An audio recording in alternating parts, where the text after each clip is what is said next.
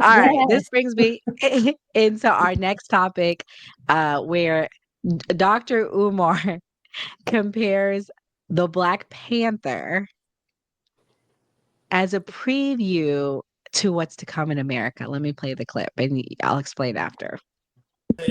Yo, that movie, I almost walked out. And I'm sitting next to my godson. I'm like, what is this? I wouldn't take my kids to see this. This is an insult. And now they're working on part 3. With Denzel. And I love Denzel, but he ain't got no control over what the script gonna be, you feel me? So I hope Ryan Coogler will do a 360 or something, because right now, I couldn't show that to my children. Remember now, that's the first superhero movie that will be viewed by every African child in the world. Every black child on the planet saw Black Panther. And look at the messages they got from it. Look at the messages. Completely toxic. Black Panther 2, look at the messages. And as far as I'm concerned, Black Panther 2, to me, was a prophetic message to Black America that we're about to wash out the black with the brown. Black Panther 2 was a preview of the migrant crisis. We should have went against a white superhero. That's what we should have did. Should have been. That'd have been a better movie. That black versus brown, I ain't like that theme. But I do think it was a forerunner to the migrant crisis. What did they do in New York? What did they do in Chicago? They washed out black people with the migrants. That's exactly what they did with the underwater people in Black Panther 2. Washed us right the hell out. What do you think about them making Bucky the black?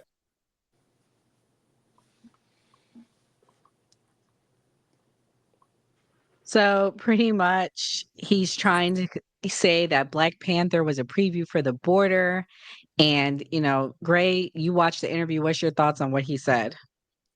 When I watched the movie, I kind of, of course you can compare it to what's going on. I can say, okay, I can see what they're saying. And I know he's trying to say like the Venezuelan gangs and stuff like that. Do I think that that's a prediction of what's going to happen in America? No, but I can see why he made that connection.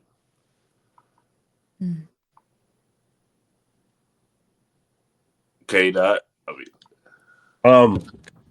it's a movie, dog. It's a grift. He's grifting. There's no migrant invasion coming for the black community. They're not taking our jobs. They're not taking our place here.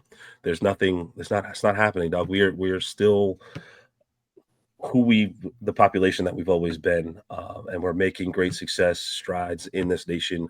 Still got a ways to go because of some things I believe that still tend to hold us back and need to be corrected from the history of this country. But my fight is not with the people coming across the border. They come here because that's the way America's set up, and they're not the ones holding me back. Black Panther is just a kids' movie, and if you got migrant replacement theory from it, I think you're looking a little too hard into the movie. So what's holding you? What do you think is holding black people back in this country, K-Dot? Oh, we need our 40 acres of the mule. You owe me reparations. Oh, yeah. He doesn't support reparations, right? Did you see that clip? Who, Umar? Yeah. Oh yeah. I listen. Umar could support anything because I did dislike Umar so much. He could say the sky is blue, and I disagree with him because I don't want to be on the same page with that guy. But no, I just, like I said, my thing is I don't like when black people are now pointing to the brown people who are coming across the border and saying they are now our biggest threat. No, they're not. There's tens of millions of them here. They've been here for generations, and it has not slowed our progress down one bit. I have not seen one Mexican person come to power, one Venezuelan come to power, and just decimate a black community. Well, I respectfully disagree, and let me tell you why. Here in Florida, if you do not speak Spanish, you ain't getting a job sometimes. Oh, well. So what do you say to that? Oh, well, learn Spanish. That's what I was going to say. You got to adjust to the culture where we're living. Step your game up. Step your game. Listen, if you got to step your game up, step your game up. That's why. That's one of the reasons why that people feel that they are coming for them and the replacement and all of that, because traditionally we are an English-speaking country, and the expectation is not for them to learn English; it's for us to learn Spanish. But see, that's the thing. We're not a traditionally English-speaking country. This country was not. This was a Native American nation. You forced people to learn English. My ancestors are not English speakers. They were forced to learn English, and now you guys don't like it because you're being outplayed at your own game because you made some rules that happen to let brown people come across the border and change the game on you. Oh well, don't hate the player, hate the game. Y'all created it, not y'all, but the white power structure. I know what you meant. Mhm. Well, that's what. Well, I get. Gray, what's your thoughts? I want to know Jenna's thoughts. Are you a Marvel fan?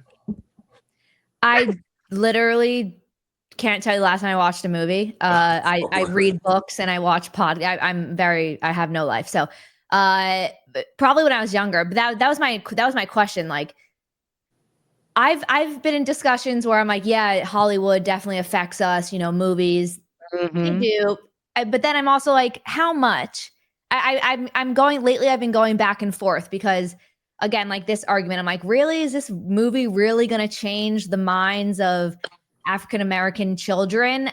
And then I think the same thing to other movies, like they were making claims about how Wicked is a demonic movie, and I'm not saying that these movies and shows don't have certain meanings behind them or subliminal messages. It's one reason why I don't watch movies, but I just don't know if they have as much effect as other issues can and other environmental factors can. I think he just tried to use a movie to try to relate to them, just like, oh, I know they probably saw this, I'm going to say this. But I get what you're saying. Like, I haven't heard the demonic stuff, but I mean, it's possible. You showed us the Travis Scott sound. I didn't hear about that. So I always find the demonic stuff. That's It's a spiritual battle. Good thing K-Dot wasn't on for that one. He would really think we're crazy.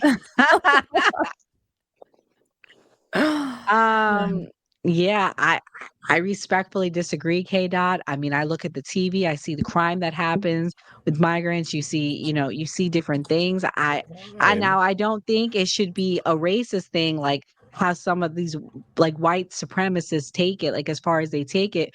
But I think that this country, the border was out of control the last, I would say 2 years in particular. And so I don't know. I don't agree. The border was the border out of control because Biden let it be out of control, or was the border out of control because the previous administration promised us border reform? Then we had a pandemic.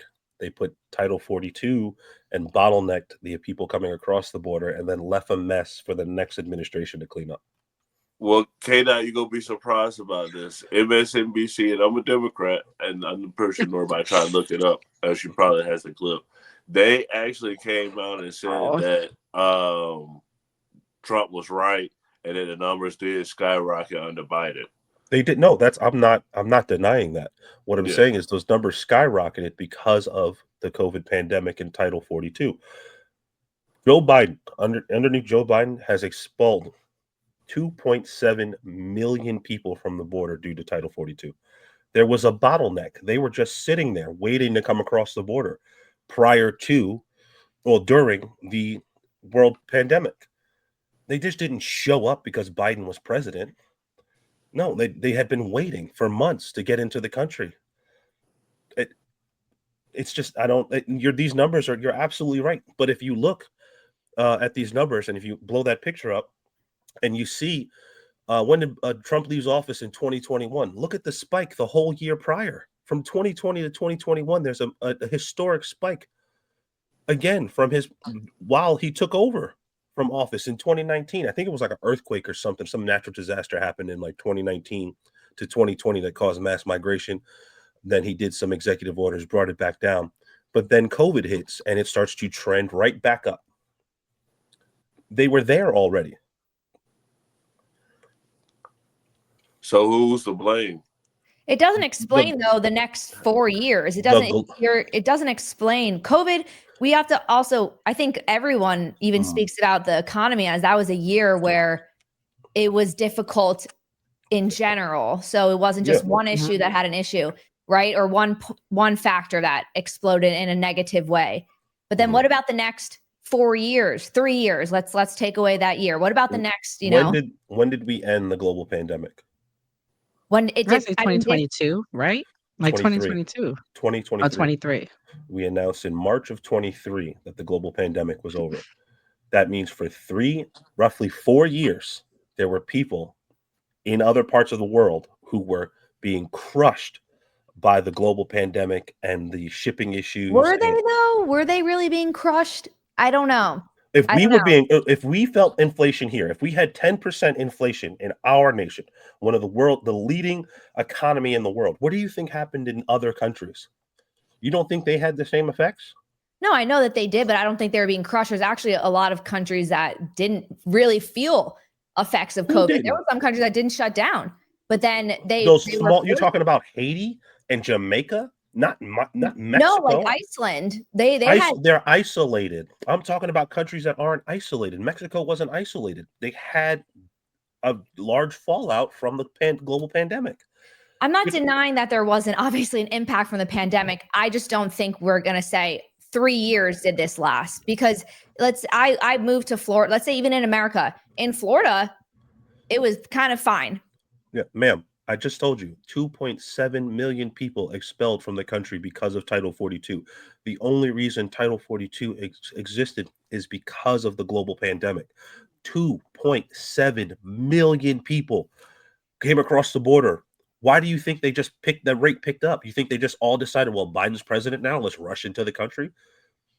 No, there was a problem. There was a global problem. And then when we finally got rid of Title 42, and which I will give you, Biden waited too long to show his strength at the border, to put executive orders in place, we saw a reduction of like 50% at the border. The border's not open. It was just a historic situation with all these people. I don't know what else to attribute it to. There's no policy that said, hey, more people are welcome here than ever. There was no relinquishing of the protections at the border. We didn't have less agents, less judges. We didn't do any of that. You can't point to a single policy that made the border open. It doesn't exist. So why did all of these people come rushing across the border? This is the thing that I feel like Republicans and Democrats, it's always like, do you remember when they was like, that's not Trump's economy, that's Obama's economy. Right. Then it was like, that's not Biden's economy, that's Trump's economy. Yeah. They like now to point it's fingers. like, that's not their border, it's our border. It's like, so who's really at fault in this situation? They both are. I would say they both are, yeah. Democrats and and Republicans. I'm willing to say that, yeah. And so, this goes into our next discussion. What is our prediction for the border for the next 4 years? I'll tell y'all mine at the end, and y'all probably gonna be shocked. Jenna, is Trump gonna do this mass deportation, or are we gonna have lots of visas coming through? What's your thoughts? What do you think is gonna happen? I felt one way, and then it slightly altered the past few days, but I do think there'll be a mass deportation. I think, especially with, I'm forgetting his name, the new border czar. Homan. Thank you. I was gonna say something, not that. He's very passionate about deporting people as well as families too, right? So I'm for that. I think if you came here, please come legally. No one's saying don't come legally. But then now if they're wanting to make increase the HB1 visa cap, that's slightly confusing to me.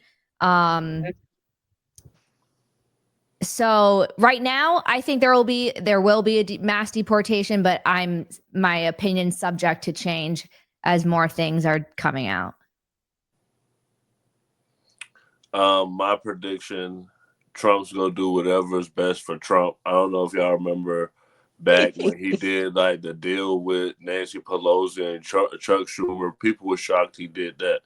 So I don't necessarily have any predictions because I just feel like Trump, what people like about Trump is unpredictable. So that's what makes people upset about him, because you never know what he's going to do. So I'm going to say my prediction is Trump will be unpredictable. There will be no wall. There will be no mass deportation. I do not believe that at all. I don't believe. What else did he promise y'all? The sun, the moon, and the stars. They gonna stay right where Yeah, they at. all that. Yeah, y'all They're gonna not stay getting none right of that. with K yeah, Dot. yeah. Y'all might get them tariffs though. So enjoy, expensive stuff from China. But that's about it. I don't know what else to tell y'all. I don't know where he's gonna get 320 billion to do mass deportation. That's the estimated cost. I will say that people have speculated on what it might cost, based off some like plans that they've looked at and what it would look like and things that. So who knows if it really will cost that much or if it'll cost twice that much? Who knows? I don't know how he plans on paying for it. Also, the negative effects on the economy. Those red states who depend on the labor from immigrant workers who come there, ripping out their labor force will do them no favors. So I don't know what people are so excited for to do this mass deportation. I don't know. Also, I think it's very un-American and kind of violates the 14th Amendment and other things of that nature when you start mass deportating people who came here legally, and then start targeting them. Why you shake your head? I don't think they came legally, so that's my argument. If they're born here, if they were born here underneath the 14th Amendment, they're legal. I'm not talking about the people that were born here. I'm talking about the people that cross the border illegally and then just all of a sudden claim asylum and then get Is that a legal process to enter the country? It's not. Yes, it is. But there's also people that are not doing that too, right? There's That's people fine. I'm not talking about them. But that's what I'm talking about. So I'm not talking about anyone. I'm not saying he's gonna deport legal people. I'm saying illegals. That's the only point I'm referring to. When he says he's going to mass deportate 20 million people, who's he talking about? There's not 20 million illegal people who didn't claim asylum in this country. He's talking about people who are considered undocumented because of their status, their visa expiring, or their whatever the case may be. Well, if your visa's expired, then you're illegally staying here. So I would agree with that as well. So why wouldn't we just, again, those people have integrated. I hear you, right? They are in a legal status, right? So you want to mass deportate 16 million people who, let's say roughly 60 to 20 million people, get them up out of here, lose $100 billion in tax revenue, lose the hundreds of millions of dollars they donate in tax revenue for the state, the jobs, the everything that they contribute, just because some paperwork. They haven't committed a crime. They're not bad people. They're just some paperwork that is really hard and really monotonous and takes really long to get them become citizens is out of order. Let's get them out of the country and rip hundreds of millions of dollars of aid to Americans out of the country. That seems like a rational response. Yeah, I think that I know people that have done this paperwork. There's people that do this. There's people that go through the process legally. Why did they have to do that then? Why did they have to fight so hard to be here legally, but then anyone else can just come in through whatever process? Because luckily they didn't have to live a hardship life where they were allowed to legally claim asylum. You can't just walk in and say, oh, I'm claiming asylum from Joe Schmo area, and there not be a reason for you to claim an asylum if you're not. You actually can just claim asylum, and you can say that. Political prisoner. You have to be a political prisoner, war torn. There's qualifications. You just can't say, oh, I'm here, asylum. No, then they investigate and see where you came from. And if they determine you're actually from that area and it's war torn or you're a victim of something, then you get asylum. Let me step in here a little bit because I got a little experience with this. I'll land the plane. Don't worry. So as a child of immigrants, I have an uncle who unfortunately broke the law. He got deported. And I'm going to tell you, when he got deported, I look back today and me and him talk about this. He deserved to get deported. He broke the law. So what I'm going to say, I'm saying this from somebody who was affected by this, number one. Number two, I've actually had friends where their family tried to claim asylum. They got deported too. So I will give Jenna that. Just because you claim asylum doesn't mean it's actual, because they were found not to have it. So let me say this, though. Let me say this, K-Dot. I'm going to give you to your point. Do I think Trump is going to do these mass deportations that they're saying? Hell no. And I realized that this week. We were played, honey. I'm going to tell you why I don't think he is. Because if they can prove that they had asylum, like K-Dot said, they ain't going nowhere, number one.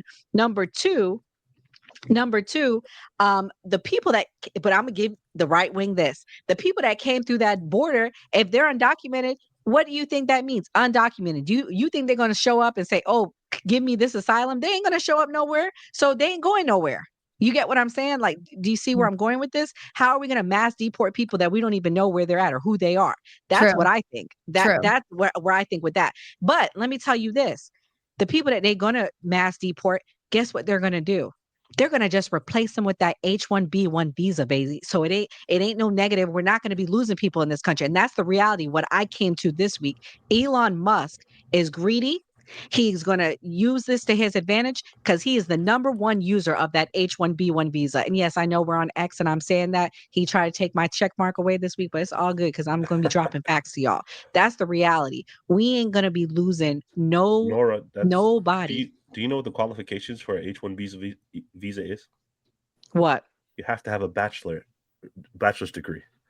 No, you don't. You look it up. If I'm not mistaken, No, I you could be don't. wrong. H-1B, they're But considered the Einstein visa. They're considered an Einstein visa. No, it's not. There's a different one. That's the O Okay, visa. hold on. I forget the term, but that's the O visa. But at the same, so the point I'm making is great. That's great. At least we're gonna know who's coming in the country. But this mass deportation, it's not gonna happen. Is my point. It's gonna all balance out because whoever we remove is gonna get brought in with the H-1 visa. So again, we'll still have people coming in. So if that's what you guys are cool with, great. But I think a lot of people voted because they didn't want either. You get what I'm saying? They wanted people I get what gone you're saying, because we yeah. have an issue with jobs in this country. And the other issue I have with the H-1 visa is they just laid off 150,000 people in tech, and the same people they laid off, they were bringing in on those visas. So this is the issue people have with the H-1 visa because you're just replacing American people for cheap labor. To answer your question, what I think what they might attempt with a mass deportation, they gonna have ICE and the local police more synonymous where they're working together. That's why I think it's gonna come in where you have like the police arresting people and people go immediately to ICE. That would be my assumption, but I'm not sure. Just to be clear, like the H-1B visas, I did look them up here again, just to be sure. You must have a job offer from a U.S. employer for a specialty occupation that requires a bachelor's degree or higher. It's a required qualification to get the H-1B visa, and then they're not coming here to work for cheaper. Indian Americans, they're like the highest earners in this country. No, actually, that's yes, they make a lot of money, but they will hire an H-1B visa candidate for up to $75,000 less a year than an American person. They're for still that out same earning. job. They're still out earning Americans. I'm not saying that they're not wealthy jobs and they're not a good income job, but let's say instead of making $175,000 a year, they'll make 100 or 125. Okay. So it is but yes, it's not a bad job at all by any means, of course. I just wanted to be clear. They're not, when you do mass deportation, you're not talking about H-1B visa guys. You're talking about your 48% of your. And I know that, but K-Dot, what I'm saying is what they promised they're not delivering on, because when he ran, he didn't promise that. He ran on saying, I am not going to increase H-1B visas. I don't like it. We should look at the program. Now he's saying, well, we need to bring lots of people in and like backtracking. And again, I don't regret voting for Trump. I want to be clear. I'm proud of voting for Trump. I did the best decision that I thought. I thought Kamala was garbage, and sorry to offend you, but that's how I felt. And I think 77 million other people can agree. So again, but the reality is, folks, I'm level setting for our fans. It ain't going to happen. So when it doesn't happen, don't be disappointed. We ain't doing no mass deportations. Get over it. Well, I like it. How is, never mind. I don't want to, we'll go. Okay. I know you got a lot, something to say, but this next clip was a